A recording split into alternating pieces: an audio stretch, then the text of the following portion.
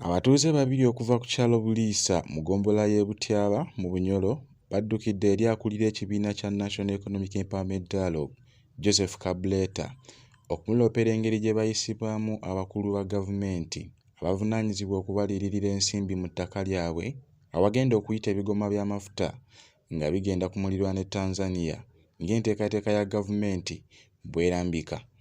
Ye Donald Ahayisibwe agamba nti gavumenti ebawa obukadde bw'ensimbi za Uganda 3 bwokka mu buli yiika y'ettaka, kyokka nga awalala gye baddukira okugula babasaba wakati w'obukadde 7 ne 10.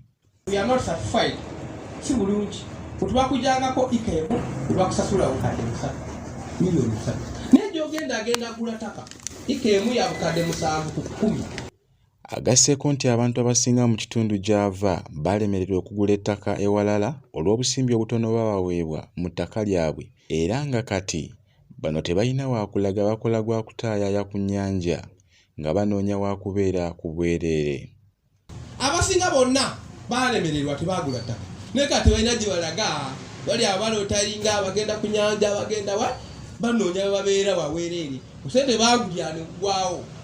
Yeeka Wannolini agamba nti okuva omwaka gwa 2018 ajuzizza empapula ez'enjawulo nnyingi okusobola okufuna akawuliririrwa kuno, wabula tamanyi kituufu ki gavumenti kyeyagala olw'ensonga nti baludde nga bamubuzaabuza ne batuuka n'okumusaba ebbaluwa z'abantu babaafa nga tannazaalibwa nga nagye buli kati tamanyi kyakuzzaako. You people have suffered with filling forms, have suffered with getting dirty compensation of pipeline.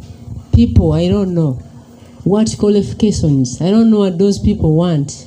We are filling forms day and night. When you feel this one is ended, like they tell you it is now over, you wait for your money. Tomorrow they will come with another issue. Now we need this, we need this certificate for those uncles, for those grants. Those guys died when I was not even born. I begin now fidgeting, this and this, this and this. Ye Kabuleta ababiddeko n'abagamba nti gavumenti yaweebwa akakwakulizo era nga kano kagamba nti singa bawulirayo omuntu yenna eyeemulugunya ku nsimbi zaweereddwa mu ttaka lye bwe batyo bakuyimiriza enteekateeka eno, nga ne bbanka awava ssente zino nazo tezaagala kuwulira nti abantu beemulugunya ku nsimbi ezibaweebwa.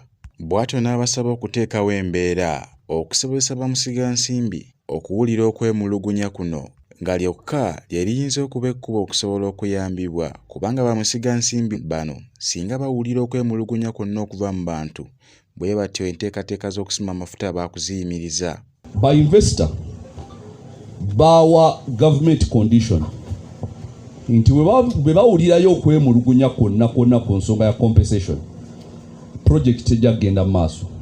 Jjukira ssente bazijja mu banks nazo zigamba tetwagala abantu kwemulugunya, twagala abantu mbayirire ssente zaabwe ze bakkiriziganyiza mukkiriziganye bulungi baveewo nga tebatoma bagende bafune ebifo ebirala.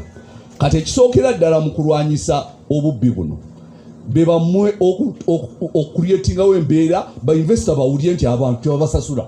Omuntu agenda okwanguwa mangu okuleetera bano obwenkanya ye investor ngaze n'agamba mujje abayina ettaka babawadde ssente meka ne babuuza gavumenti twabawa ssente bwe ziti lwaki temubawadde ssente zimala pipeline tugisazizaamu. Kati kyekijja okuviiramu abantu okufuna ssente gye ziva because sisa gavumenti ssente zaabali.